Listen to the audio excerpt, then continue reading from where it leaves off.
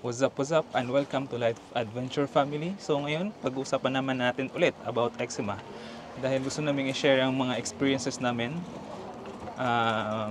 sa baby na may eczema. Dahil yung baby namin mayroon nga siyang severe eczema dati. So ang pag-uusapan natin ngayon ay gaano Katagal or gaano kabilis ang paggaling ng eczema. So kung gaano kabilis ang paggaling ng eczema ng baby. Kasi dati, gustong-gusto na talaga namin siyang gumaling dahil nahihirapan siya, kating-kate, nagwi-weep yung mga rashes, yung mga sugat, dumudugo pa nga. Tapos, ayun nga, may mga plano din kami sa buhay na hindi matuloy-tuloy dahil sa eczema niya na severe. So, dati, akala namin 1 week, 1 month, 6 months, 1 year. Hindi naman. Akala namin mabilis lang talaga siyang gumaling. Pero nung na-realize namin, hindi siya ganun ka-bilis pala talaga. Dahil it's a process. It's a long process. So, it's a long process? Ano ibig mong sabihin? It's a long process. Long process siya. Kumbaga, hindi porket like nag-try ka na or nag-start na ng treatment, overnight lang, gagaling na siya. Or, let's say, for example, kasi kami, nag-give in talaga din kami sa steroids eh. Dahil nga sobrang severe na nga nung eczema niya. Gusto na namin ng kahit anong klase ng relief, maibigay lang sa kanya, parang ganun. So, yun. Kahit ayaw namin talaga mag-steroids yung time na yun, nag-give in kami. Tapos, nung nilalagyan na namin siya, mabilis yung effect. Like 2-3 days, nag-clear up na, ganyan. So, hoping kami na parang, ito na yun, yay, tapos na. Galing na yung eczema niya. Ganyan. And then yun, nung nag-stop na mag-steroids, boom, bumalik. Mas malala pa. Tapos, yun na. Doon na nag-start yung never-ending cycle. Na na kami sa rabbit hole. Na trap. Kasi parang ang nangyayari, steroids, magkakaroon ulit. Then, apply ulit ng steroids. Hanggang sa never-ending na talaga yung cycle na nagigilty na rin kami. Kasi syempre, ayaw naman namin ma-expose si Ma sa steroids for a long time. At the same time, parang gusto mo rin mabigyan nga siya ng relief. Gusto mo parang hinahanap-hanap mo yung feeling na maging makinis na siya ulit, ganun. Ngayon, natutunan namin na hindi porket like may ginagawa kaming something to parang alleviate the symptoms. Hindi porket ganun or nakakakita kami ng improvement, hindi ibig sabihin nun, eto na yun, this is the end. Yeah. Or we're nearing the end, ganyan. Ang natutunan namin is to be patient. Na parang i-mindset mo na parang this will take a long time. Yes.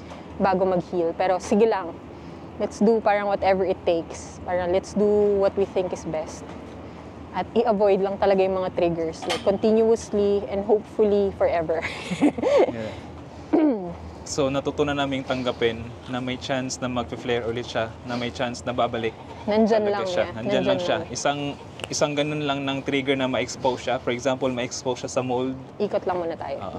Pag na-expose siya sa mold, ayun, babalik at babalik talaga siya. So, maganda talagang iwasan yung mga triggers. Continuous lang talaga na iwas lang talaga. Kasi, kagaya ng sabi kanina, akala namin, ang ganda na, ang galing. Akala mo yun na yung katapusan. Akala mo, end na siya ng paghihirap niyo. Pero, after 1 week, 2 weeks, boom, balik ulit. So, ibig sabihin, na-expose pa rin talaga si baby sa trigger. So, ano ba yung mga yun? Food, environment, chemicals, clothing, pabango, lahat. So, maganda nga na avoid talaga. Dahil babalik at babalik talaga siya kapag na-expose siya. Lalo na kapag internal yung problem, which is yung may leaky gut, may gut issues, may imbalance sa flora sa bacteria sa katawan ni baby. Lalo na rin yung staph infection. Kapag hindi rin na control or na manage yung skin, isa rin kasi siyang cause sa flare-up ni baby. So, babalik at babalik lang talaga siya. At ang ang healing ng skin ay matagal. Hindi siya kagaya ng sugat. Oo. Hindi nga Na- kasi skin yung hinihil mo eh. So, kabuuan siya eh, internally din eh. Oo. Um, Kumbaga nasa system na siya ni baby. Like, for example, di ba, yung sabi nga namin before, na yung eczema is parang, ano na lang siya, lumabas na lang siya sa skin, pero actually internal issue talaga siya. So, kung aabot sa point na lumalabas na sa skin, that means talagang parang nakakalat na siya sa system. Di ba? Parang umiiyak na yung internal, Yeah. umiiyak na yung gut. Crying for help na siya. Nilalabas na niya sa skin yung symptoms niya. Parang ganun. Ganun kasi siya. So imagine if umabot sa ganung point na parang kumbaga sa nakakalat na talaga sa system niya yung whatever the problem is. Mahirap talagang, matagal talaga siya bago i-heal. So, hindi siya instant. So, gaano ba katagal? Siguro 2 months, 3 months, 4 months, 5 months, depende kung gaano kalala eh. May iba Yan pa ang nga hindi years masasagot. eh. O, hindi masasagot, depende yan sa severity ng baby. Kaya sabi ko nga parang keep an open mind lang. Kasi ngayon, si baby, may pasulpot-sulpot siyang flare-up, pero nawawala. Pero hindi na siya ganun ka lala na buong katawan, mukha Better talaga siya na than before. nag-weep, nagtutubig. Ngayon, mas better na siya. Kaya, ayun, tanggapin lang talaga na may chance na babalik siya. Hindi, ngayon tanggap na namin na baka malay mo pag na-expose siya sa trigger next week. Or kanina nga lang 'di ba? Na-expose na siya, grabe mula agad dito. So tanggap namin na hindi pa siya totally healed. Hindi pa siya totally Oo. healed. Mukha siyang okay na. Kung titignan mo siya, isipin mo wala siyang eczema. Yeah. Pero kami, alam namin deep inside na nandyan pa rin yan. Kasi hindi mo totally may eliminate naman din talaga, especially sa environment. Mahirap Mahirap talaga siya. i-totally eliminate talaga yung mga Mga triggers. triggers. So parang alam namin nandyan pa yan. Kasi pag hindi mo yun ginawa, pag hindi mo inaccept, parang may guilt feeling ka eh. Tsaka frustration. Oo, frustration. Parang wala, mahirapan ka, maapektuhan lang din yung mental health mo. So parang mas mahihirapan ka lang din na magbigay ng support sa baby. And yun, kayo ding mag-partner. Na mag-aaway na nga kayo minsan. Yeah. Pero sa totoo lang, it's something that you cannot really control. So parang let go.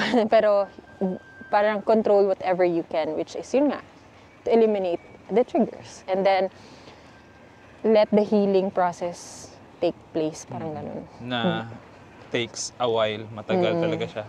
So, nung tinanggap ko na ay, bumalik na naman, parang mas less yung nararamdaman mo na stress, na frustration, na disappointment, na bakit balik na naman? Steroids na naman, nakakailang course na kami ng steroids, parang ganyan. Pero ngayon, so far, more than a month na kami, steroids free. Yeah. So, may balik-balik, pero nakokontrol namin siya. Gamit ang hypochlorous, tsaka yung CeraVe na gamit Parang a namin. month and a half na, no? Oo, more than a half. Kaya, Nakatulong din yung pagiging patient namin eh. Yung acceptance, nakatulong din siya eh. Kasi parang unlike before na parang may konting lalabas, parang steroids na kagad ganun. May takot. Ngayon parang, parang ginawa naman natin yung best natin to, yun nga, avoid the triggers, to eliminate them. So parang tignan lang natin.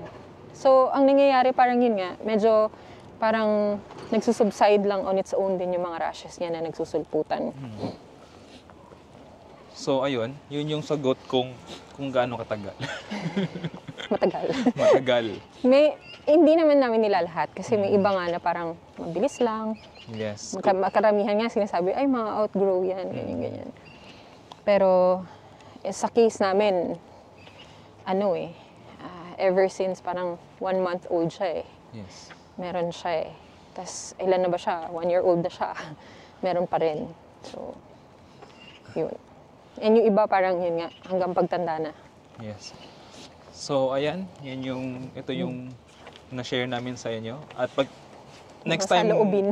triggers naman kasi isa siyang napakalawak. Isang napakalawak na Ang hirap usapin. siya na topic. Na topic na about mga triggers. Pero isa-isahin natin yan. So yun, salamat sa pakikinig. So ang channel talaga namin ay mainly hiking. Pero nung nagkaroon ng eczema si baby, gusto namin i-share itong mga natutunan namin about eczema. Dahil hindi nga siya madali, mahirap siya, grabe siya. Sobrang kirot. May kirot. Oo, as in iyak talaga to the max. Lalo na syempre baby yung affected eh. So, Oo. So yun, mahirap. kita-kits sa sunod na series sa video na to. Thank you for watching. Bye-bye. Bye! Yan si baby oh. It's baby. Mga Cebu. So, say hello. Say hi! Hi! Beautiful eyes. Beautiful Ay, blow a eyes. kiss na lang, blow a Blow a kiss, blow a kiss. Mwah! Alay niyan, alay. Mwah! Blow a kiss, baby! Blow a kiss. Mwah! Bye-bye, everyone! Bye-bye. Nagbabay. Bye!